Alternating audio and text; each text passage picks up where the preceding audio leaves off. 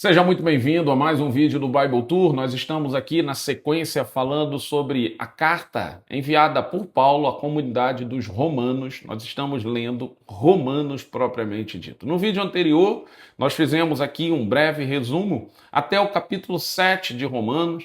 Nós vimos o Paulo falar sobre justificação. Se você não assistiu o vídeo anterior, volta lá. Nós definimos o que é a palavra justo, o que é justificação. Nós vimos como que alcança essa justificação. Nós vimos Paulo sistematizar todo esse conceito.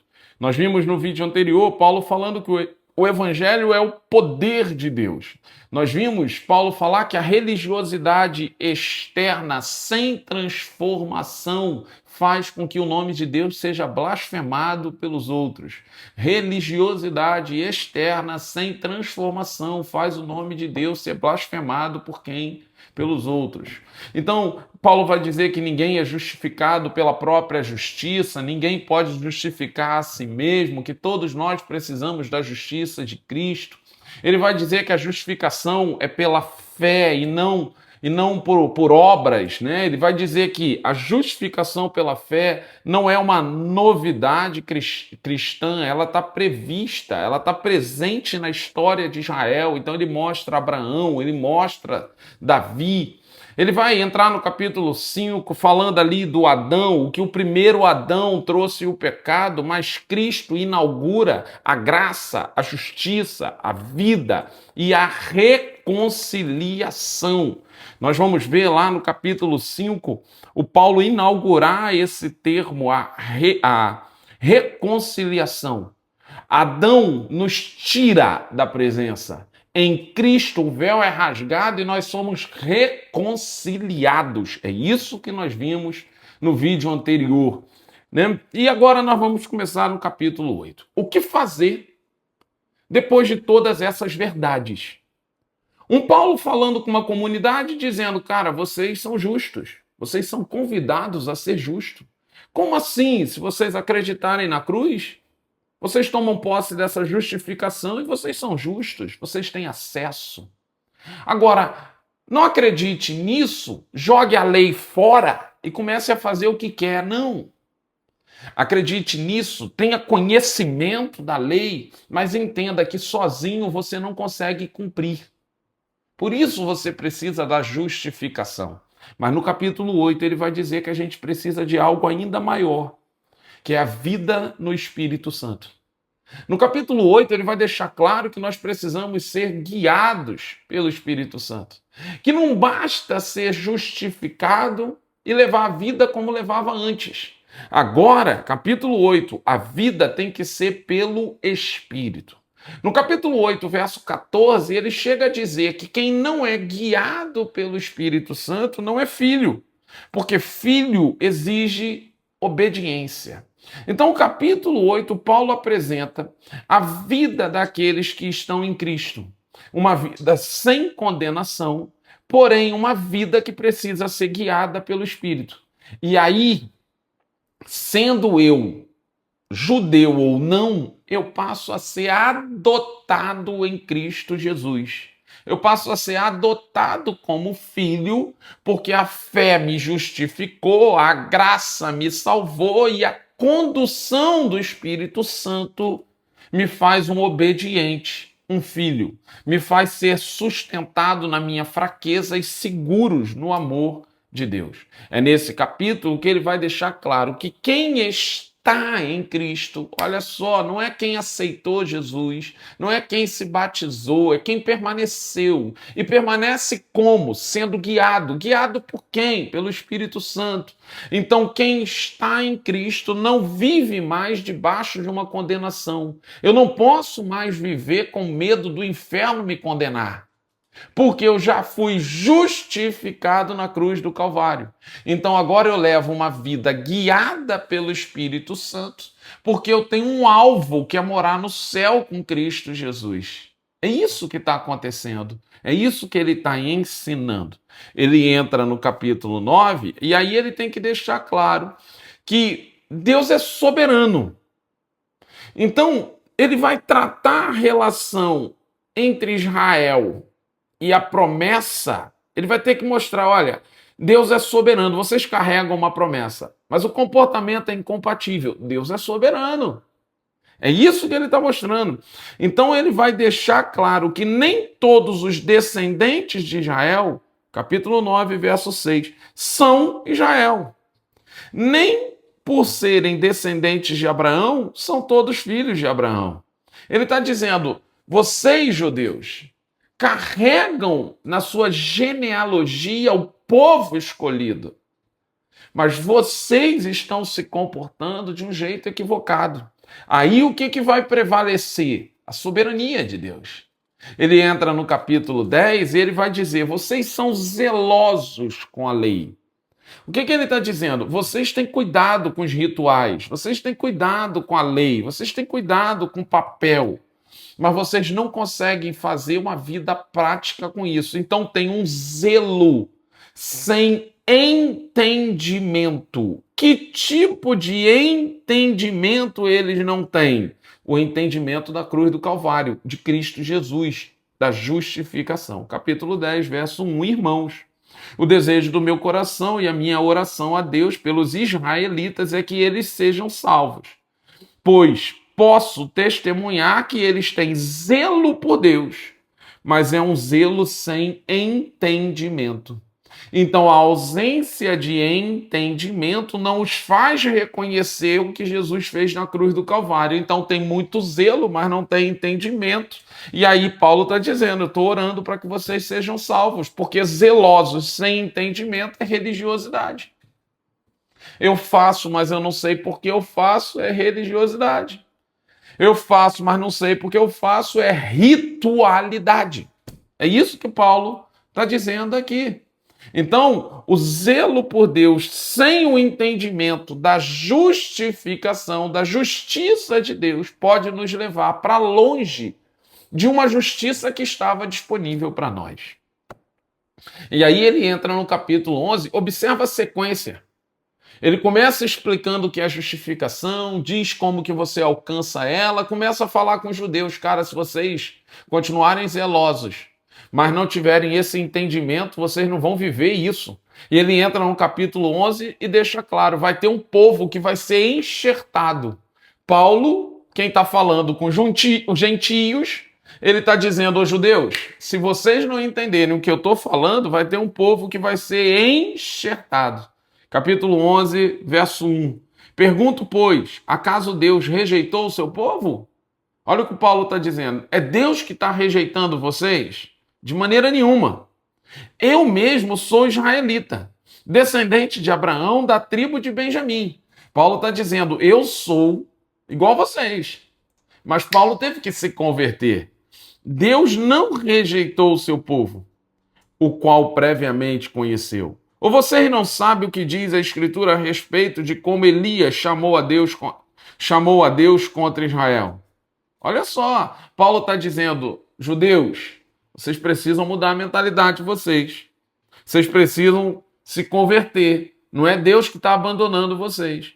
Mas entendam que vai ter um povo que vai entender isso antes de vocês, com mais facilidade que vocês, e eles vão ser enxertados. Ele chega no capítulo 11, verso 17, a dizer, entretanto, se alguns ramos foram cortados, alguns judeus vão ser cortados, e você, sendo oliveira brava, foi enxertado entre outros e agora se tornou participante da raiz, da seiva da oliveira, não se considere superior aos ramos. Então, ele está dizendo, gentio, olha só que carta linda, judeus, muda o comportamento. Gentios, vocês podem ser enxertados, mas quando forem enxertados, não achem que vocês são superiores a quem já estava lá, aos ramos. Olha só, Paulo é um cara que está com muita maestria ensinando, sistematizando esse conceito de justificação mediante a fé. Está deixando claro que o judeu precisa entender isso, está dando uma pancada, uma fala dura sobre os judeus, mas faz a mesma coisa com os gentios. Ele está bem imparcial nesse sentido. Ele entra no capítulo 12 e vai falar efetivamente dessa mudança de mente para experimentar a boa, agradável e perfeita vontade de Deus. Que boa, perfeita e agradável vontade de Deus? A justificação. A justificação é como se ele dissesse: entende isso para você experimentar essa justificação. Não dá para viver a justificação, não dá para experimentar a justificação, não dá para tomar posse disso se não tem a fé. É isso que ele está fazendo no capítulo 12. E aí ele vai dizer, verso 11, não falte a vocês o zelo. Não é abandonar o que vocês fazem bem. Antes, sejam fervorosos no espírito, servindo ao Senhor. Ele está dizendo, eu não quero judeu matar o zelo, eu não quero acabar com a lei, eu só quero que vocês expandam a mente e percebam que a lei por si só não te leva para morar no céu.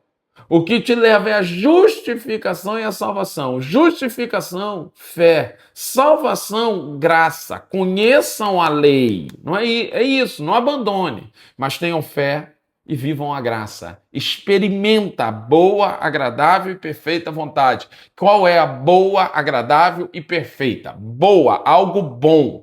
Agradável, perfeita de completude. Então está completo. Essa boa, perfeita e agradável vontade é a nossa salvação. Então eu tenho que experimentar essa justificação, essa salvação. É isso que ele está falando aqui.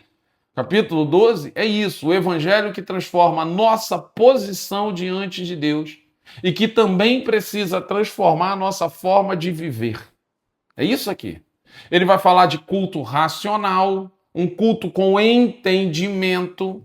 Ele vai falar de um sacrifício vivo, não é para morrer por isso, porque Jesus já morreu, é uma vida de um sacrifício vivo, renovar a mente. É isso que ele está falando. Ele fala de dons que são dados no percurso. Aí ele começa agora a tratar outros temas. Ele entra no capítulo 13, ele vai falar da submissão às autoridades. Então observa que ele enxerta algumas coisas ali. Por que o cara está falando de submissão às autoridades se a proposta era falar de justificação, Eduardo? Para que esses que estão ganhando o conhecimento não sejam insubordinados com as autoridades que ali estavam. É isso que ele está fazendo. A carta tem uma sequência. Ele entra no capítulo 14 e ele chega a dizer, olha, quando vocês ganharem o entendimento, respeitem os mais fracos. Então, se os mais fracos continuam entendendo que sábado é importante ser respeitado, não entra em discussão. Se os mais fracos ainda acham que não podem comer determinados alimentos, não entra em discussão. Por quê? Para você não ser pedra de tropeço. Então, o capítulo 14, ele vai falar disso, do que ele chama de forte e fraco na fé. O que é o forte? É o cara que entendeu nesse contexto a justificação. E quem é o fraco? É o cara que ainda não entendeu. Então, o forte carrega a responsabilidade de não ser pedra de tropeço por fraco. O problema é que às vezes a gente quer que o fraco se ajuste ao forte. É mais fácil o forte se adaptar ao fraco. É isso que o texto está mostrando. E aí no capítulo 15, ele vai chegar a dizer isso. A responsabilidade dos fortes de não agradar só a si. Mas entender que a vida dele tem um plano, carrega um plano missionário ao outro. Ele entra no capítulo 16, o último capítulo, ele vai fazer as contribuições, né, a despedida, ele vai se despedir, e no meio dessa despedida, o que me chama a atenção é que ele vai lá no verso 17 e fala, tomem cuidado com aqueles que causam divisões e põem obstáculos ao ensino que vocês aprenderam. Afastem-se deles. Por meio de palavras, verso 18, o finalzinho dele, por meio de palavras suaves e bajulação, enganam o coração dos ingênuos. Paulo já estava fechando a carta. Paulo já estava se despedindo. Entenda o seguinte, gente. Quando Paulo está escrevendo, ele não está digitando igual a gente que copia, cola, tira daqui, coloca ali, não. Ele já está acabando a carta. Numa época que papel era caríssimo. Então não era assim, pô, não ficou legal, rasga, vamos fazer de novo. Mas na hora que ele está fechando, ele está se despedindo, ele percebe e coloca aqui no meio algo sobre divisão. O que ele está dizendo? Essa mensagem cria uma polarização, mas o objetivo não é essa polarização. Então, cuidado com quem faz dessa mensagem a divisão. Cuidado com quem faz quem cria obstáculo para que esta mensagem se propague. Ele diz: se afaste deles. Ele não diz assim, combate, questiona, entra em debate. Ele não está fazendo isso. Ele está falando: se afasta dele. Por que assim, Eduardo? Isso é uma mensagem meio covarde? Não, ele está falando de justificação e salvação. Justificação e salvação são individuais. Ele está dizendo: não perde tempo debatendo esse tipo de assunto. E a gente vai ver que Paulo fala isso em outras cartas. Ele está se despedindo, mas está dizendo: fica atento. Deus não vai tirar do meio de vocês esse povo, mas Deus deu a liberdade para, através do conhecimento, a gente se afastar desse povo. Observa que ele está dizendo assim: a maior libertação que eu posso te dar não é tirar o que te atrapalha, é te dar discernimento para você sair de perto de quem te atrapalha. Olha que coisa poderosa que Paulo está fazendo aqui. Então a carta aos Romanos nada mais é do que isso. Um Paulo apresentando de forma sistemática o que é a justificação, deixando claro para o judeu o erro da postura deles, deixando claro para o gentio que aquilo está disponível para eles, mas não pode fazer deles superior a ninguém, deixando claro para mim e para você que todo mundo que tenta impedir essa mensagem, nós devemos nos afastar. Essa é a carta que Paulo direciona a Roma. Muito usada essa carta hoje para que nós possamos falar e ensinar sobre justificação, ensinar sobre reconciliação, aquilo que Cristo fez e que Adão não podia fazer. Adão tira a gente da presença, Cristo reconcilia a gente na presença. A palavra fé, a certeza das coisas que não podemos ver, a gente vai ver isso em Hebreus mais tarde, mas é a fé, a chave que libera a justificação. Vimos aqui o significado da palavra justo, aquele que foi justificado. Justo não é um cara bom, justo não é um cara perfeito, justo não é um cara que lida com as coisas, não, é um cara que alcançou a justiça de Deus, que é maior do que a nossa.